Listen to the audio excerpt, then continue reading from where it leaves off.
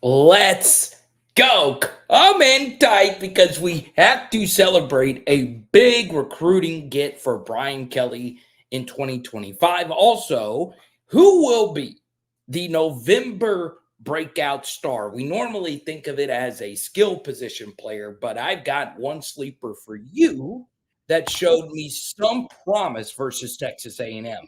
Let's freaking come on, I need more energy. I need more energy. I need more energy. Yeah. Oh, It's Power Hour LSU. PHL, extra little bit of swag, an extra little bit of taste.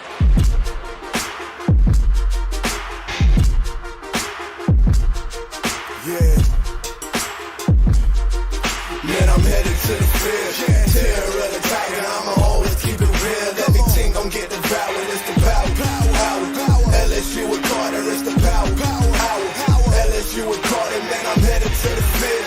Terror of the tiger, I'ma always keep it real. Everything gon' get devoured, it's the power. LSU with Carter, it's the power. LSU with Carter, man, I'm headed to the field. Pretty big news that Jacobi Giller has decided to come back for next season, as he was on the Colada show a little earlier today to say he will play a senior season at LSU. So he still had a redshirt year available. He decides to take this medical redshirt year. Obviously, he tore his ACL early in the season, well, his Achilles. And now he is in a position to come back and play one final year for the Tigers. And I understand that when it comes to recruiting, we tend to think of Bryce Underwood, or we tend to think of just any wide receiver, defensive end, someone that you never heard of last week. Boom, they magically commit to LSU, and that excites you. It gets a lot of views. It gets a lot of interest. It's good to post all over social media. But the truth is, so many of those guys do not pan out. It is better to have known quantities to say, hey, I am not ending on that accord. And Jacobi Giller will be coming back. It'll be his fifth season. That's another year of excellence, another year of Brad Davis's coaching. And obviously, will he be fully healthy for the season opener next year? Hopefully he will be. But the fact that you have one really good defensive tackle piece for sure coming back next year, add in Ahmad Bro, add in Dominic McKinley, that's a really good trio of DTs. And that doesn't mean that any of the new guys coming in, like Brown and those guys, aren't going to be any good as true freshmen. And I would like to think LSU is going to be very active in the transfer portal. So 2025 will not be a season where all off season we were wondering about LSU's defensive tackle room like we did all this summer. Now, the truth is, has LSU defensive tackles, have they played well this season? Well, they haven't been phenomenal, but they overall have been pretty good. It's not been the biggest weakness of LSU's defense. It was the biggest question mark, but no longer is that the case. So big shout out to Jacobi Giller. I also think he really didn't have another option in this spot because, well, he was in a spot where you kind of sort of need to come back. I mean, he didn't really have much NFL promise coming off an injury and not much elite game film. He's got a lot of good game film out there. And of course, this was supposed to be his final season, his prime year. So pumped up about that. Jacobian's dad also watches the channel, so I'm really excited to have him back for a full season. He watched us anyway, even before Jacobian started playing at LSU. So really pumped up about this news. Now, we get to who will be the November star. Who is going to be the guy that will step up and take the Tigers to the next level? And I want to sing the praises of Paul Mabenga, all right? This is what's been really impressive about what he did versus Texas A&M. Was it a good performance? No. Was it terrible? No. It was honestly pretty good for a year 2, 3-star backup to the backup offensive guard. You know, if this would have happened 3 weeks ago, before Tyree Adams had his surgery, Tyree Adams probably would have been the one that stepped in. So the fact that Paul Mabinga went out there and was just not terrible was pretty good, because a few weeks ago he wouldn't have been out there as one of our top backup offensive linemen. I really appreciated his competitiveness, his fight in that game in a really difficult spot. And I thought overall he played admirably. Now, do I feel pretty good about Garrett Dellinger going into Alabama? I would put it about a 55% chance that he's going to tough it out and be healthy enough to play versus the Alabama Crimson Tide. And he will be desperately needed. Up to this point in the season, you can make a very strong case that he's been LSU's best offensive lineman. I would still probably go with Will Campbell, but truth be told, Garrett Dellinger has just been so good for LSU at left guard, and we really need all our best guns to beat Alabama in the de facto playoff game. So I truly believe in Paul Mabinga moving forward, but I'm hoping that Garrett Dellinger comes back. So in the chat right now, let me know who your November breakout star will be. Don't give me Aaron Anderson. Don't give me Kyron Lacey. Don't give me Mason Taylor or Garrett Nuss. We know those guys are good. Who is going to step up? Is it going to be Chris Hilton? Is it going to be Deshaun Womack on defense? Who will it be? Let me know. Now, we say hi to AHM. We say hi to LA Mom on a very happy Halloween and a Friday Eve. And who is this? Hey. Oh, she's kind of pretty. I love her. Now, next thing. And I really want this to be crystal clear. This will be a fun Saturday weekend of college football. And I want to share this take. Yet again, it's something that's been brewing inside me for a while. I believe college football season should be longer than 12 games. I think every team should play 13 regular season games. I do. And continue this double bye week. I love the double bye as a college football fan. I would love a double bye in the NFL as well. I don't think bye weeks are as important to the NFL fan as it is to the college football fan, because it does free up 2 Saturdays throughout the course of the season. Now, am I happier when an LSU football game is happening than not? Yes, I don't particularly love bye weeks, but it is a good break from the action. And on top of that, we want the best players on each and every team to be healthy, right? 2 bye weeks are really, really good for the health of your roster. And the fact that we get this bye week to get Garrett Dellinger healthy is good, but it's also just a breath of fresh air. So obviously every season has not been a double bye. We've had some seasons where there were a double bye, but I love it. And I want to workshop that take at the beginning. Normally my super hot, interesting college football takes are for the later portion of our live streams, but we're not going to be going too long because we do have Halloween candy to hand out. And I don't want the doorbell to ring and my sissy mama go absolutely crazy. So I am a true believer in stretching out the college football season. I think players want an extra game. I know fans want an extra game. I know teams want an extra game. But Kyler, what about the playoff? And it stretches till for.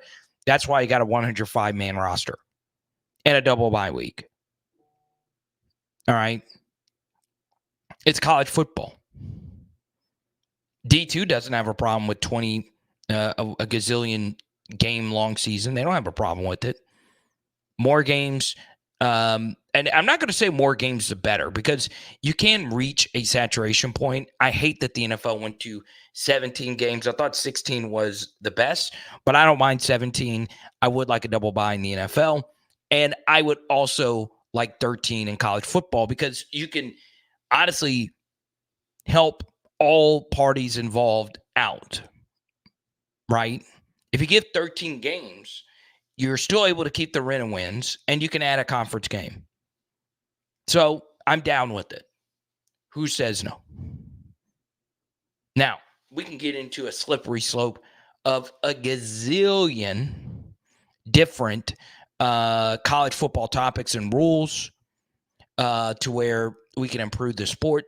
But I think 13, and you could even have a rule set in place where not every player, if you're worried about the rest or whatever, not every player is allowed to play every game.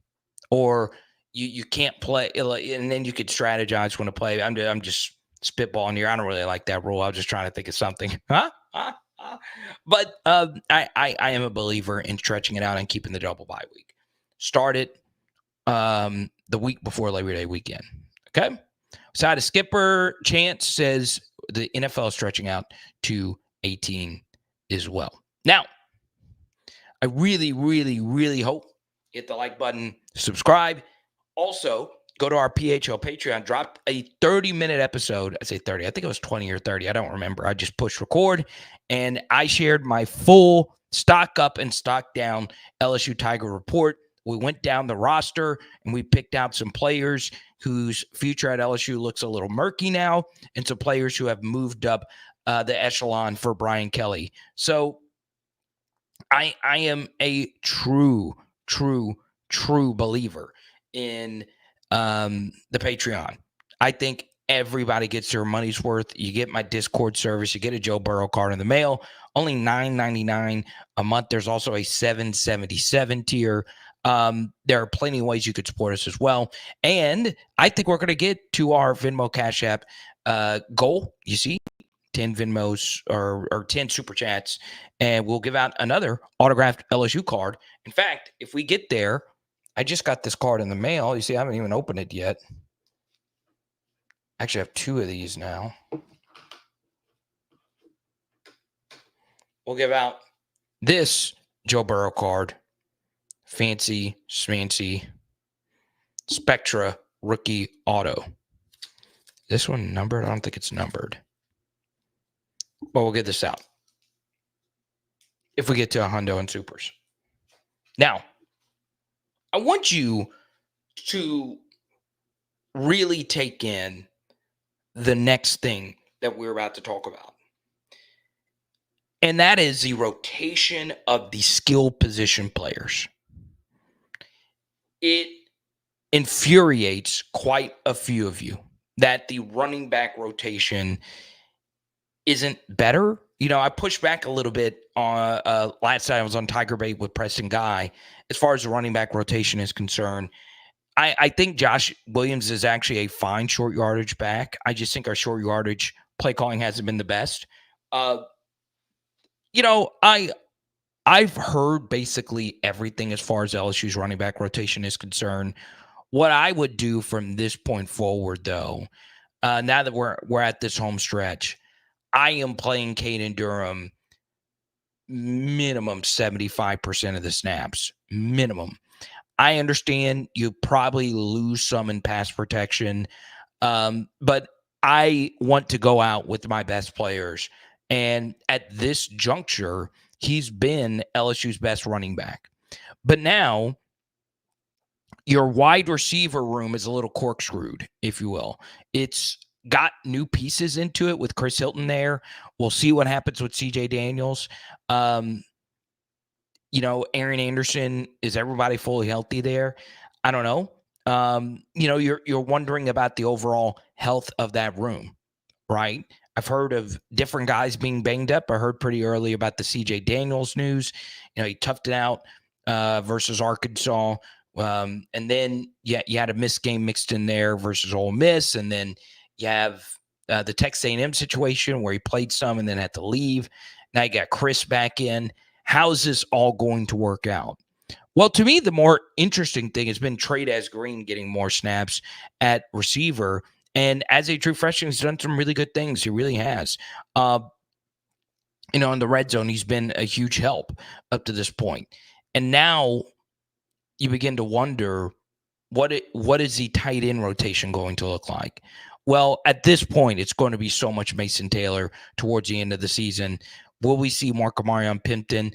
That looks more and more daily like it's going to be a year 3 situation for him, where the tight end room will be wide open. I am having a tough time believing Mason Taylor is going to come back. I would love him to. He's one of the best LSU football players of this era, especially at the tight end position. But I don't see a world where he comes back knowing everything that he's given to this program. It's going to be tough. Now, I think the defensive rotation gets more interesting. So we got the good news that Jacobi Giller is going to be back, and the defensive tackle room next year for LSU is going to be very hyped up, right? It's going to be very good. Depending on how a few recruits land here at the end of this cycle, it could get even better. I am really, really excited in the second half to see what Deshaun Womack does. This going into the season, I had felt very lukewarm on him, right? And then he has just gotten better and better and better, as have all the defensive ends in the room under Kevin Peoples. Then you worry about the back half of the defense, and the thinnest room on LSU's team right now is linebacker, right? It is a tough room. The two top backups at our off-ball linebacker position are both true freshmen. And now we're in a spot where you're hoping for no targeting calls. You're hoping for no injuries or anything along those lines. But, Whit Weeks, not his best game versus Texas A&M. And he really has only had one other game where he wasn't great, and that was against South Carolina. He has had issues with the zone read stuff, right? And then we get to the secondary for LSU, and I felt a lot better about Sage Ryan. I think Jordan Gilbert is putting together a pretty nice season, kind of playing this Andre Sam type of role. He's been pretty good. And then corner is really shaped out to be fine with Zy Alexander and Ashton Stamps. This LSU defense, of course, has been good, right? I don't think you could say that they have been excellent. I don't think you could say they have been terrible, but they are serviceable. They have a good yard per play number around middle of the pack in the SEC. There are some rankings, such as EPA, where they could be more efficient. But overall, this group has been fine. But I think a lot of us would agree that next year you are worrying a little bit about the pass rush, and versus these four mobile quarterbacks the rest of the way, can this unit figure out how to stop the zone read together as a team, right? Because you're going to see a lot of it, especially considering, we haven't been able to stop it. And, as we move forward as a program, quarterbacks are only becoming more mobile. This will be probably this season the most mobile set of quarterbacks that we've played ever. And we've played quite a few last year. Now, the year before, I think we played a lot of pocket quarterbacks, but, outside of Miller Moss, there really haven't been many statues on LSU's schedule, and now that's only going to ramp up. So quarterback spying and doing your role is going to be so massive as we get towards the end of this season. Okay? Now, we say hi to Christopher. He's had a chance as well. And Skipper, good to see you. Now, I won't be going too long tonight because there are some Halloween things that I have to go do in the neighborhood. I like being present for all the kiddos. Let's see.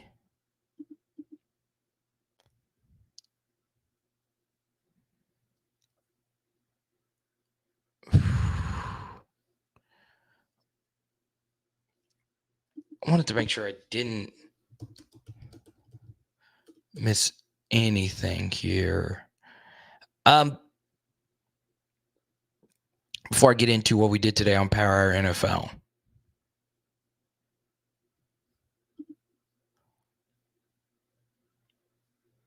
I don't really want to talk Bryce Underwood today, but we'll see.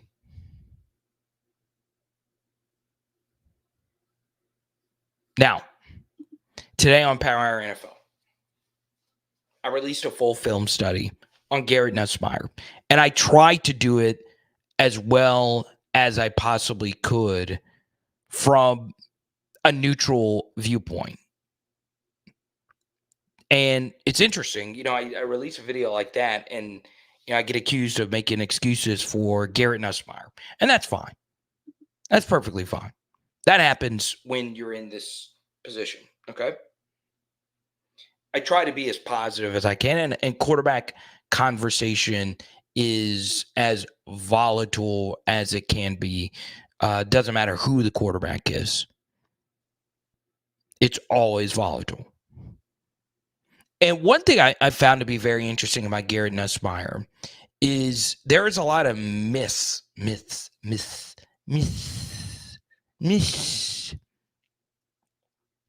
There are some falsehoods about Garrett out there.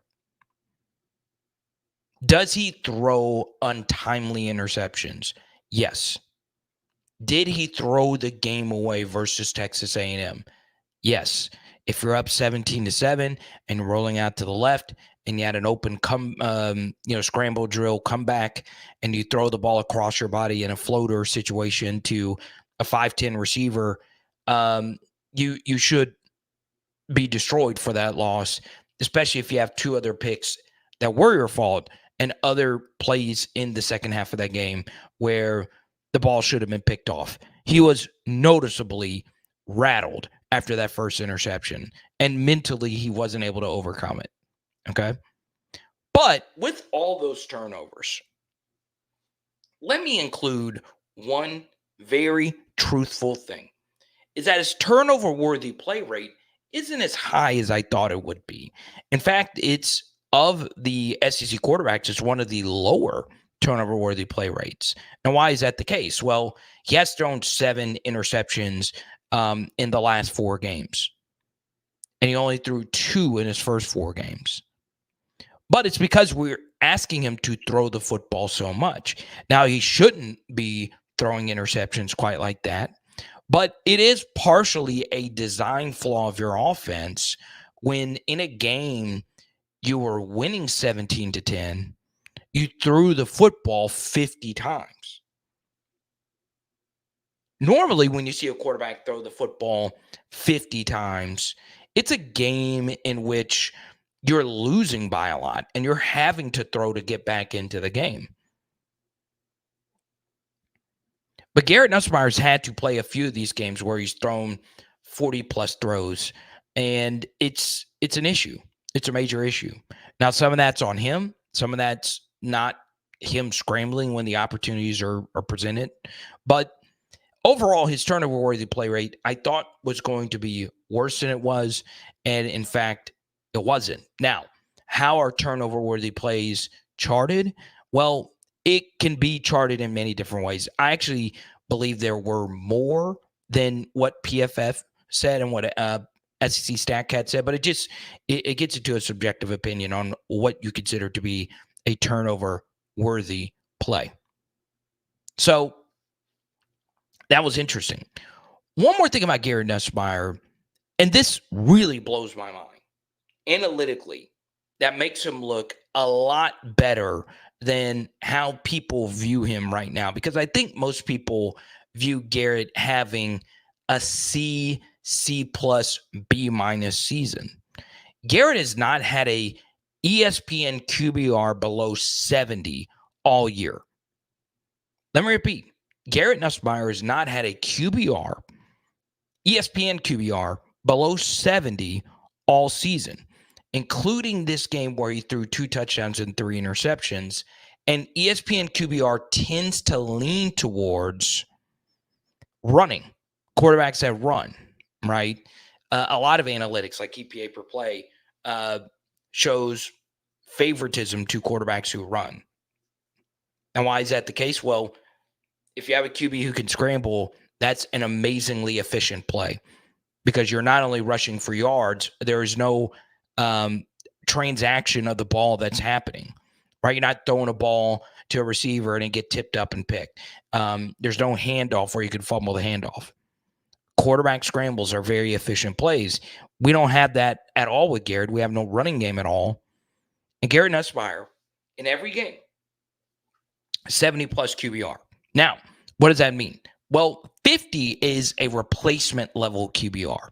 That means any quarterback could step in and just your average baseline starter. To have a 70-plus QBR in every game is really good. It's really, really good. It's really hard to do. So that's another positive about Garrett Nussmeier. Now, after doing my NFL film study today, I'm going to give you what to me is the biggest negative with Nuss up to this point. And it's not, believe it or not, it is not the interceptions. Book your 360 spin booth experience today with Zion Imaging. Yes, that's my buddy Jaron Thomas who started this venture years ago. And look at the smiles on these faces. This state-of-the-art photo booth is so incredible. I work in the wedding and event industry, and anytime I see a 360 photo booth, it takes your event, whether it's a reunion, a wedding, a conference, no matter what it is, it takes it to another level. Give them a follow on Facebook. Book them today. There is a special deal going on now where you can get up to 40% off. This is all the info. Give them a call today, 318-469-4265, or go to Zion Imaging. That's XYAN Imaging.com. Home is where the heart is, and our friends at NOPOD Roofing really takes that to heart. 504-810-8744. Give them a call today for all of your roofing needs. And one of my favorite things about NOPOD Roofing is their versatility. They not only do roofing, they do siding, they do painting, they do tree removal, fencing, anything home improvement. Our friends at NOPOD will get you straight. Give them a call today at 504-810-8744 and let them know PHL and Carter the Power sent you. We never overpromise and always over-deliver with NOPOD, baby. Let's go.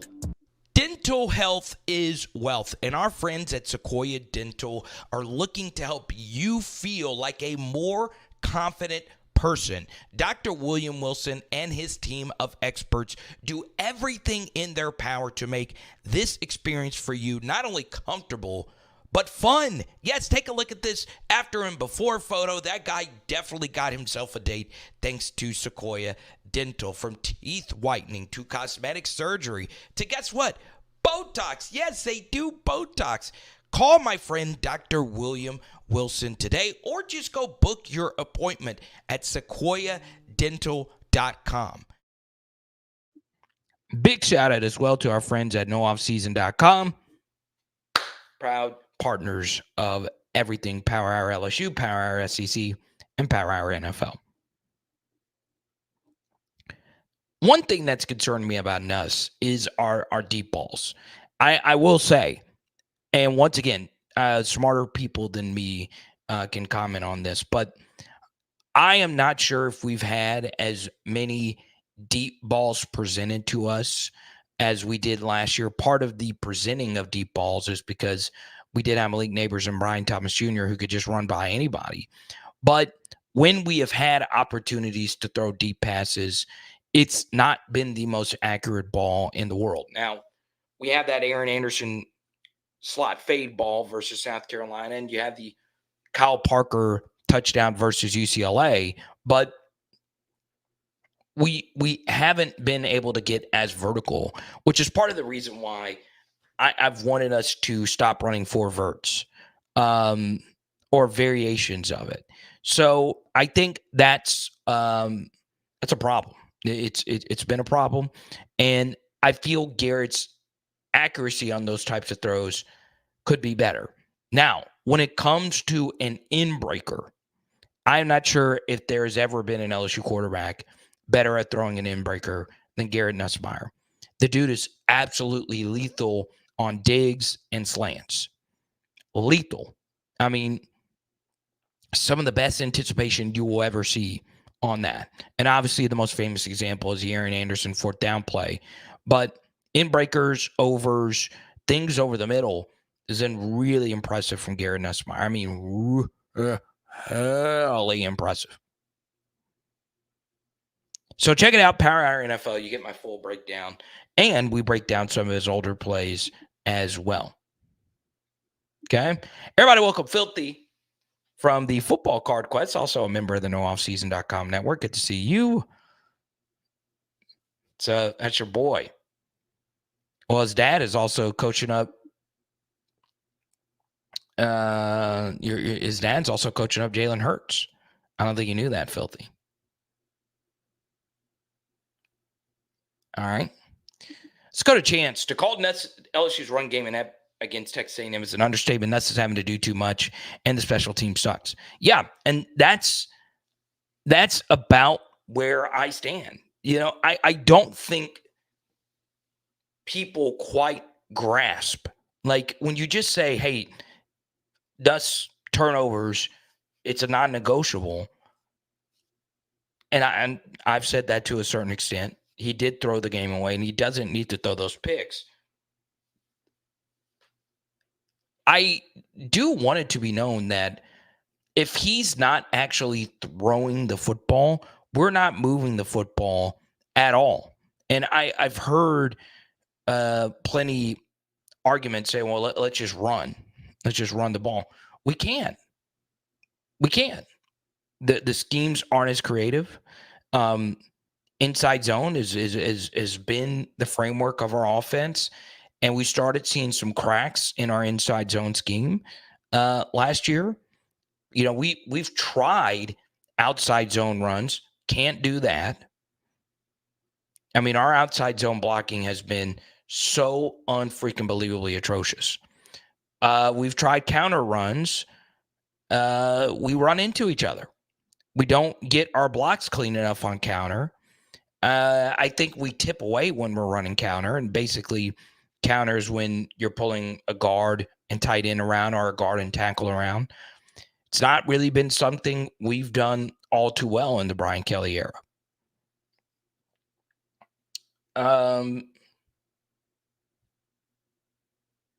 You know, what do you do? What do you do? Now, friend of the show, Max Toscano, did a long Twitter thread on LSU's run game. And I tweeted out, you can see it for yourself, at Power Hour LSU. And it gets a lot more technical than I can just in like a regular live stream like this. He wants us to do more duo runs.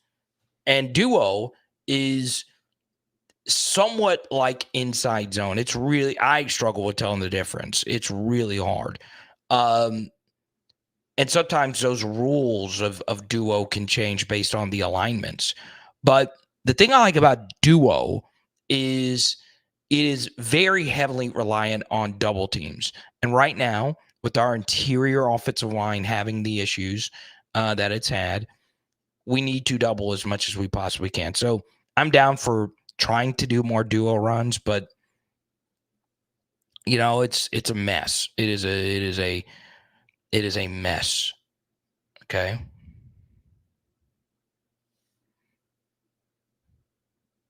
Let's go to Gino.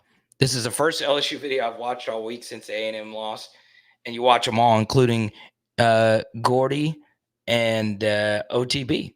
Well, I'm glad I'm with these two established shows. Are you talking about Chris Gordy or Jordy? I love me some Chris Gordy. Chris Gordy's the GOAT. So depressing after a loss. Yeah, look, I think the way it went down is how it hurts so many people. Kedrick, thank you for the super. Kedrick, you get to pick the next topic. Go right on ahead. Okay.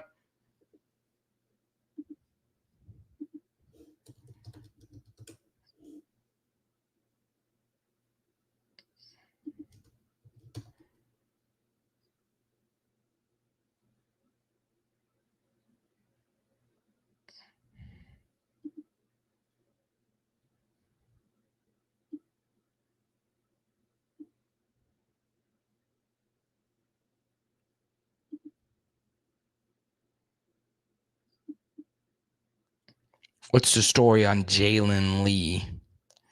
I don't know. You tell me.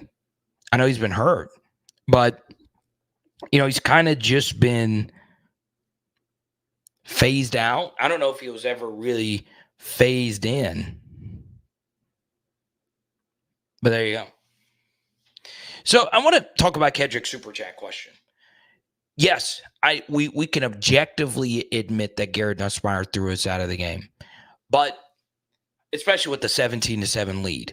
And of course, we could have stopped zone read runs and tried our best to win that game ugly. With that said, all right, at some point the dam was going to break when you put that much on his shoulders. And I think it is beyond time for us to admit that there has just been too much on his shoulders in all our victories as well.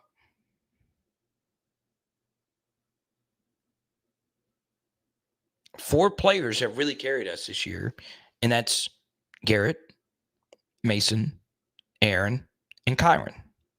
CJ's been very good. Caden Durham has been spectacular. And I think Will's been pretty good. So I think 7 players have really propelled us. And there's been so much weight on those 7 guys. I think Emory Jones has had his moments. It hadn't been, the all-pro year that we thought. But it's a problem. And Garrett needs to eat sacks. You've just got to eat sacks. But the first interception is one of the worst interceptions I've seen an LSU quarterback make. It really was. Knowing the time and the place, and the score was 17-7. You're up by double digits. And the thing about the interception is, yes, they went out there, Texas A&M, and scored on the very next play. But, if you punt the football, you're forcing Marcel Reed to drive down the field. And the fact that he only threw 2 passes and was still able to run you out the building is very concerning. Okay? And it's like we've never seen that stuff before. But to your point, Kedrick, how do we win out? Can LSU win out? I want you in the chat right now, and we'll be asking this a lot on Sunday night. We will do a live stream on Sunday night, by the way. No film study Sunday because obviously there's no game on Sunday. But what I want you to do, if you're watching this down the road, or if you're listening to this via podcast, tag me on Twitter at PowerHourLSU. What is your percentage chance that LSU goes 4-0? Now, Preston Guy last night on his show told me 33%, which I think is a crazy high percentage chance. Like, I'm not sure if Georgia's got a 33% chance to win out with their schedule. Well, they do. I would say it's probably about a little bit higher than that. But 33% is high. It's high. Ohio State doesn't. I would put Ohio State about that percentage. And they're a better team than us. So this is really hard, this Final Four schedule. Now, is it insurmountable? No. You have a talent advantage in every game outside of Alabama, but all 4 of these teams are solid. Oklahoma, of course, has no offense, but defensively, they're going to be good. They do have to play Alabama the week before they play you. Vanderbilt will get a bye week before they play you, and then they know Tennessee is around the corner. Then, of course, you got to go to Florida. That might be a must-win game for them when it comes to bowl eligibility. And you got to go play a quarterback that is uber talented in DJ Lagway. And then, of course, you have Jalen Milroe, who's good this weekend. So give me your percentage chance. And I still believe I'd put LSU at about a 10 to 15% chance of winning all 4 of these games. I think that's pretty fair. Oh, Kedrick.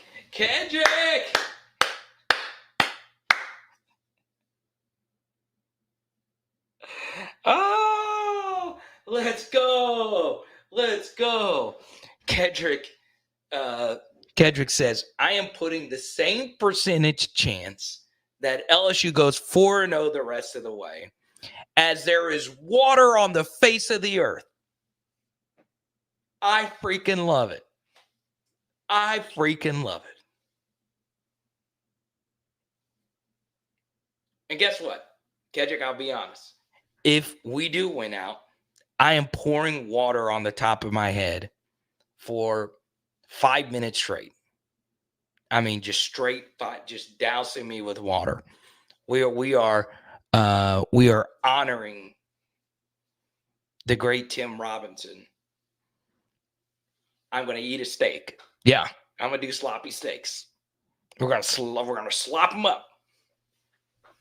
Now, I mean, we're pour just 5 minutes of water straight on my head if we go 4-0 the rest of the way.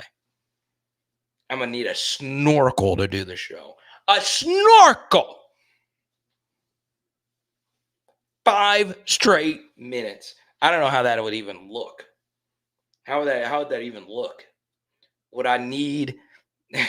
Yeah, have you ever seen those assembly lines of people with the buckets that climb up the ladders? Would I need those people to climb up a ladder and just keep pouring? Like, who do you even contact? Let's go to Ryan. Do you think Nuss stays if he ends up being a projected first-round pick? I do. I do think Garrett Nussmeier stays for a few reasons. All right. And once again, if you're just joining us, on my main NFL channel, I did release a Garrett Nussmeier NFL film study on how I feel about him as an NFL quarterback. Okay?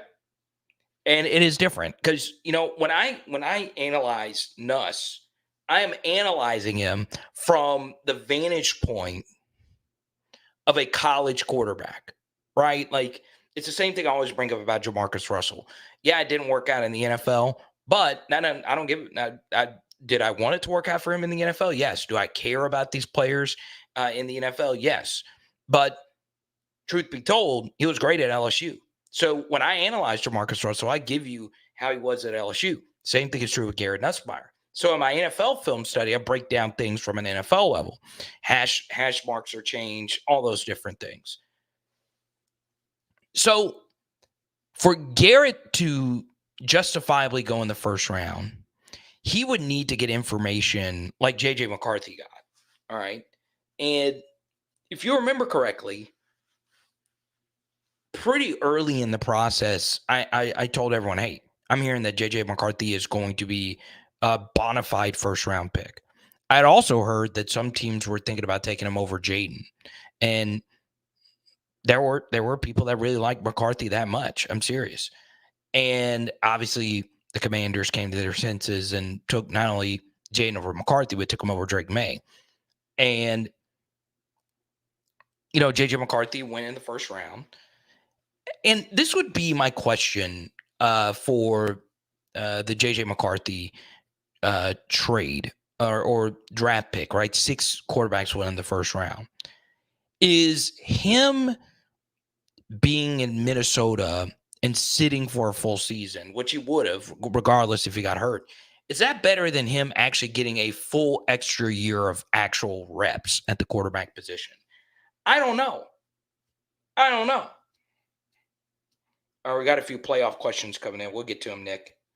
By the way, if you want your question to be answered immediately, please super chat. But I'm going to try to get to every single one of them. Do have some Halloween stuff that we have to go do tonight. And no, I'm not going trick-or-treating. I would love to, though. I do want this to be clear. The NFL has also let it be known, and the cool thing about Power Hour NFL growing a little bit is people start noticing you. And I hope it blows up or whatever. There are quite a few teams that aren't as patient with young quarterback development. And you got to think these are powerful, greedy owners who love nothing more than cheap labor. There are few things that very rich people love more than cheap labor. Always remember that. And what makes cheap labor better is if it's productive. Now, what do I mean by all that? Well, these teams know that the rookie pay scale and the rookie years of a quarterback's draft are so valuable because you're getting such high value out of the game's most valuable position for suppressed prices, right? Like Jaden Daniels' true worth to the Commanders right now is $50 million a year, what Joe Burrow is getting basically. But he's got to work for cheap because that's how, the CBA is signed and all that stuff. So what does that mean? Well, owners just aren't as patient anymore. They want what the other teams have had, right? Owners are pissed that Mike Brown of the Bengals got cheap Joe Burrow rookie pay scale labor before obviously having to pay him what he got paid. Same thing is true with the 49ers and Brock Purdy. They got cheap labor, right? So now teams really want you to be good because you're getting it from both sides, right? You're getting surprisingly good rookie quarterback play and you're getting it on the cheap, right? So, there's so much more pressure if you are thrusted right into the fray as a rookie now more than ever to be good right away. CJ Stroud, another good example of this. So I would lean at this point Garrett Nussmeier 60 to 70% coming back next season. He would need to catapult to the very toppity top of the quarterback pick or range to really want to leave. Now, the question becomes, who all is ahead of Garrett Nussmeier in the quarterback hierarchy when it comes to the NFL draft? Cam Ward probably is at this point. Shedeur Sanders probably is at this point. Quinn Ewers is hit or miss. I would take Garrett over Quinn Ewers. Jackson Dart could be someone ahead of Garrett Nussmeier, but I think that ship has sailed. Carson Beck is someone that I think would go ahead of Garrett. So it's still not clear, but one thing we do know is if Garrett decided to come back and play one more season, he would be far and away the number one quarterback prospect for the next class because there is no great sophomore quarterback that's out there. There's just not. Now there's plenty of good ones, but there's no like can't miss superstar one for the next class. So at this point, I would put, based on what I saw, because Garrett Nussmeier also isn't as much as I've pumped him up in this video and as much as I've criticized him, I will tell you there's still a lot of things that he does and gets away with that you cannot get away with in the NFL. Okay. Say hi to Nurse Court. We say hi to Sibley. Jay Forbes is in here as well. Everybody welcome Nick to the channel. Nick Rosuto holding it down on the face space. I wish I had a bigger MySpace Facebook following. I just do not click on Facebook. I don't know why. What happens to LSU if we win out and lose the SEC championship? Do we still make the playoffs, or is it better to win out and not go to the SEC championship to get to the playoffs at 10-2? Yeah, okay. It all depends on how everything else in the SEC plays out. All right, so let's put this on the screen. Of course, let's say, I don't know. I mean, there's just so many different scenarios here. Obviously, if you're LSU, you want as many 2-loss or 3-loss SEC teams as possible, right? So, in many ways, you're cheering. Let's see, who would you want to cheer for? I've gone back and forth on this. Do you want Ole Miss to beat Georgia or do you not? I really don't know. I've gone back and forth on it. But the fact that everybody does have a loss, if not multiple losses, obviously Tennessee only has one loss, A&M only has one loss, Georgia only has one conference loss. There are a lot of teams. Well, A&M has no conference losses, excuse me. There are a lot of teams that are in this kind of weird mid-range. There is no Mount Everest if you will, in the SEC this year. Alabama having 2 losses, and just these upsets of non-contenders to teams that are actually contending really throw wrenches into the entire equation, right? With Ole Miss losing to Kentucky, and Tennessee losing to Arkansas, and Alabama losing to Vanderbilt. There's just so much.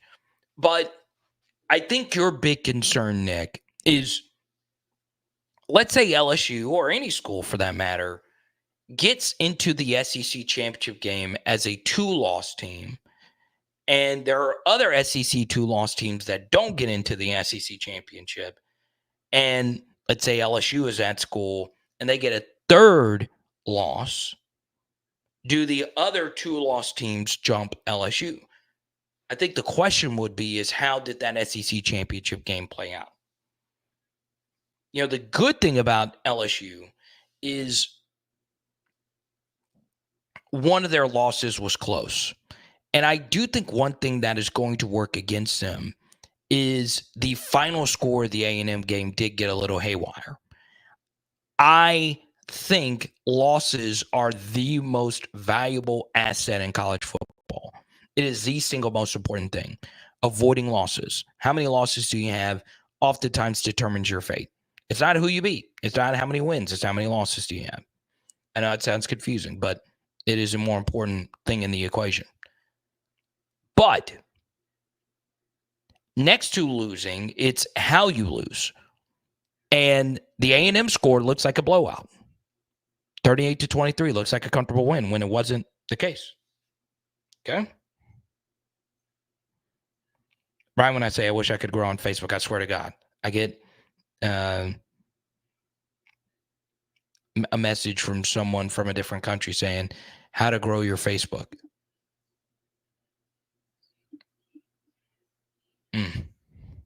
Now, here's what we're going to do. In the next 5 to 10 minutes, I'm going to answer as many questions as we possibly can. If we super chat, we'll keep it going. Yeah, Arch, going into next season, would have more NFL draft type, but he was only going to be a first-year starter.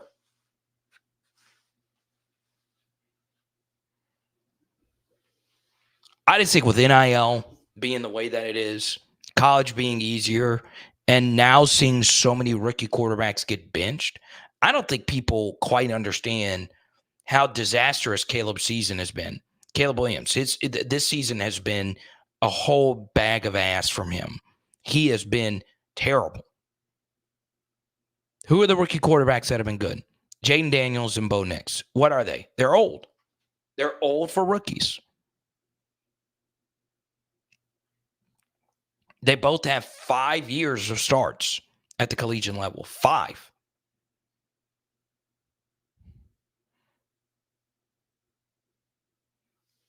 Everybody, welcome John Bro to the channel. We always want to make first-timers feel welcome. John, by the way, if you are a first-timer, we do have a lot trickling in. I don't know why, because it's spooky Halloween day. Let's go, John. Let's go. And Drake May has looked good, full disclosure. But I was really high on Drake May. Like that, you can go back and listen to the live streams of, like, in no world should you take Drake May over Jaden Daniels. I wouldn't do it. But I could understand why somebody would see that and want to do that. Drake May, I think, is going to be really good. Okay. Let's go to Johnny. He says, Carter, do you think we should run Caleb Jackson more? That's a good question. And the answer to that is no. Right now, it really doesn't matter. It really doesn't matter who is running the football. I do think, and I think Kedrick made this point a few weeks ago after the South Carolina game, and I made this point as well. I just think at this point, Caden Durham is just so much better than, honestly, anyone that touches a football. He's just that much more lethal after the touch. We want to get as many touches to him as we possibly can. And look, if you'd have told me before the season, hey, Kyron would be having the season that we expect him, Aaron Anderson would exceed expectations, I would feel pretty good about our offense, but our offense obviously in many ways is broken because you can't run the football. No, you can't run the football. But, if you actually go back and look, Caleb had some vision issues, right? And, they weren't just terrible, but I think Caleb was the perfect back to put next to Jaden Daniels, right? Because he is a load. He gets to the hole quickly. And, that's part of the benefit of Jaden being your quarterback is that your ends have to play flat-footed. And if you're flat-footed and a 250 or 225-pound back who runs a legit 4.5 is running through there, you don't have much of a chance.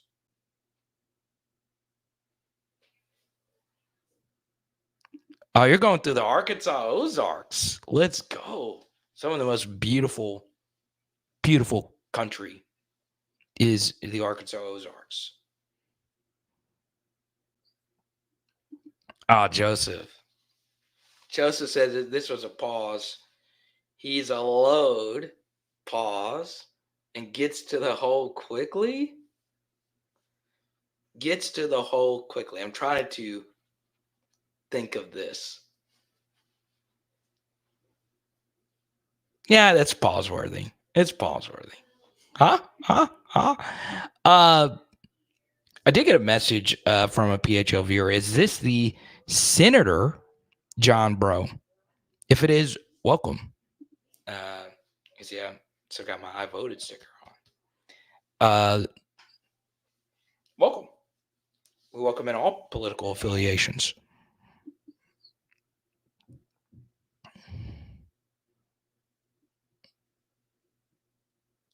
Let's see. Let's go to follow up. Kedrick's follow up here. Yes, LSU should have beaten A&M. Had a better for a good point of the game. He had a better yards per play. Their starter was tanking.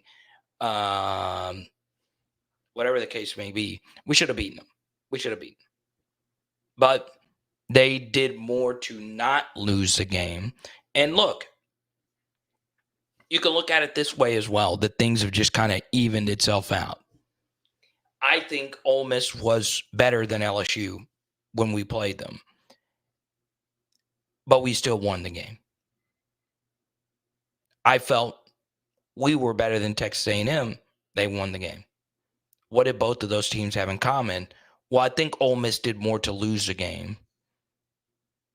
And LSU, of course, went out there and won it with, obviously, the clutch Nussmeier fourth down stops, Cy Alexander interception.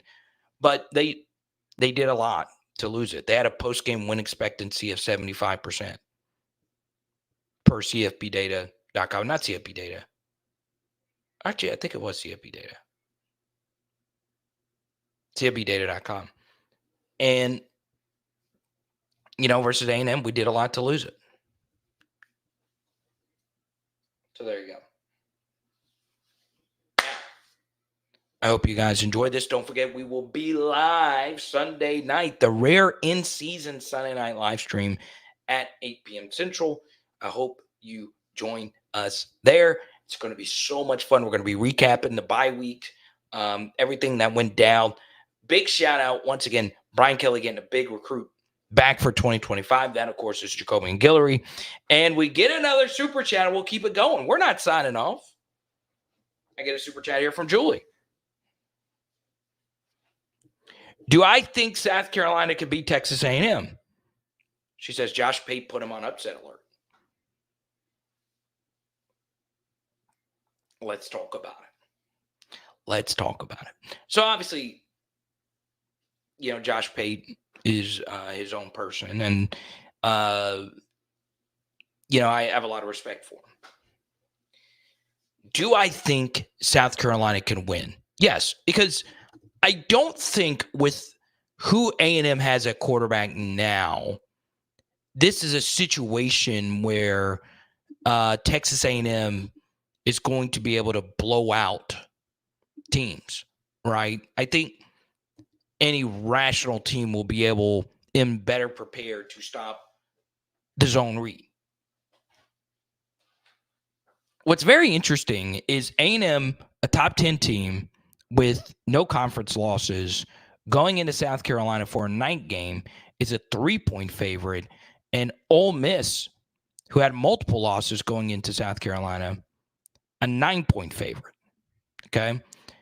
Very interesting. Actually, did Ole Miss? I'd have to go back and look. Let me see. I can look right here. Was that Ole Miss game before LSU? Okay, the South Carolina was before. So Ole Miss only had one loss, but still they were a 9-point favorite. So what changed between now and then? I don't know. Has South Carolina played a little bit better? Maybe they have, maybe they haven't. But A&M is a 3-point favorite. So it wouldn't be that big of an upset if South Carolina was able to pull it off. I think the biggest takeaway from this weekend's games is the totals, right? These are the lowest totals I have seen for SEC games in quite some time. Arkansas Ole Miss 53.5, Auburn Vanderbilt 48.5, Florida Georgia 51.5, South Carolina Texas A&M 43.5, Tennessee Kentucky 45.5. So these totals more closely resemble that of NFL games, right? And I think it's more because of bad offenses and not great defenses. But yeah, I mean, I don't know. I still don't think, and I was high on A&M going into the season. I had them over their win total. Beamer's so tough, though. Beamer's going to get you one big upset on the year, and he probably feels he should have beaten Alabama. He probably feels he should have beaten LSU, and now you get this spot here with Texas A&M. You have to stop the zone read. You got to make Marcel Reed throw it.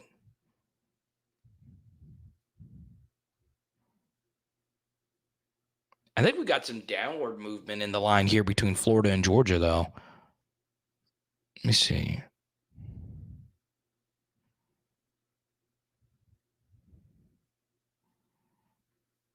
I thought this game opened up a little bit higher. Very interesting.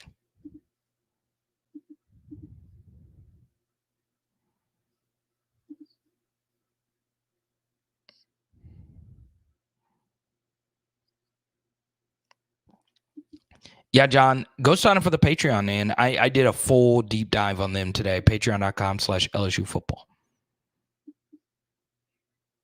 Okay, but LA Mama, I'm still going to go with Texas A&M. I'm still going to go with them. Now, would that help LSU?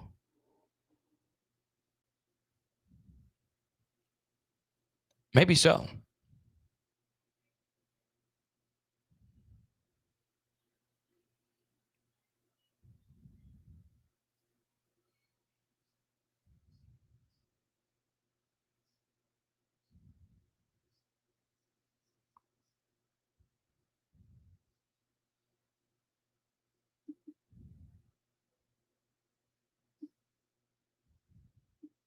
Pretty crazy. I hate that the World Series is over. I really do. I enjoyed that series. You had the two biggest brands in the sport. And I grew up a Yankees fan. I'm disappointed that the World Series is over. Also, I've got to get this off my chest. And we can get back in LSU football if we want to. But y'all, I don't know what I could do with these Pelicans. I don't know. I really, really, really don't know. Like, I don't know what to do with myself. What am I supposed to do? What am I supposed to do as a Pelican fan?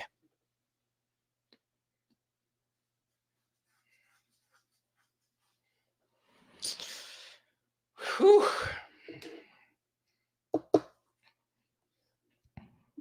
Yeah, I think if Adams was healthy, they would move Adams to guard, and then they just keep everything else the same.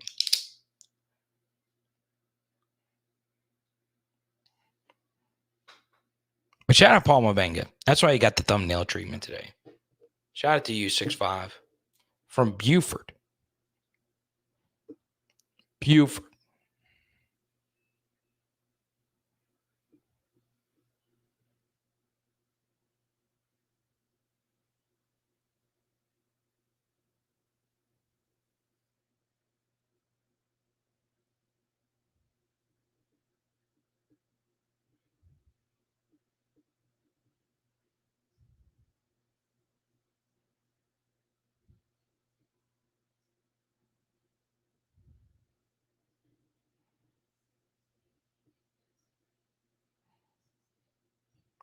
I want to see my dog in her Halloween outfit.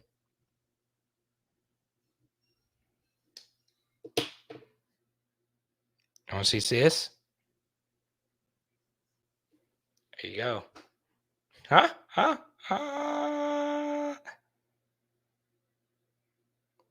Look at that.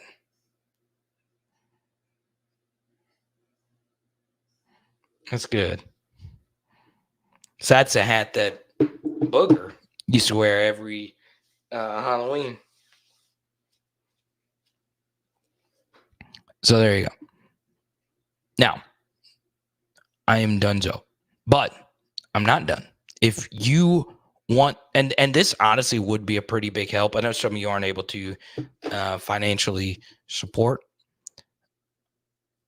I want you, whoever you are watching this right now, please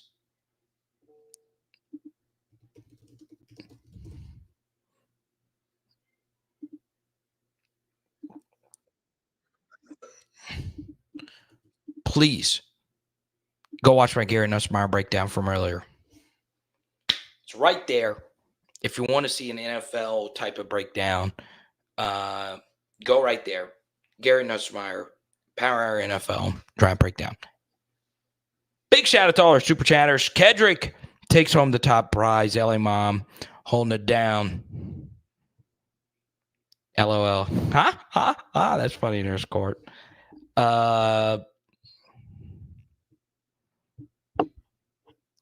Let's see. And Ryan holding it down as well. Look at Ryan got a doggo. Look at Ryan's doggo. Love to see it. Also, that is true. That is true. I am leaning towards the under in the A&M South Carolina game. If you are a business and you want to partner with us, just hit me up, powerhourlsu@gmail.com, or you can Twitter, Instagram, @powerhourlsu. Okay? It is Power Hour LSU. Boom! Happy Halloween to each and every one of you. Tag me in your Halloween photos. And tonight we are doing Slam and Salmon. Let's go. Let's go.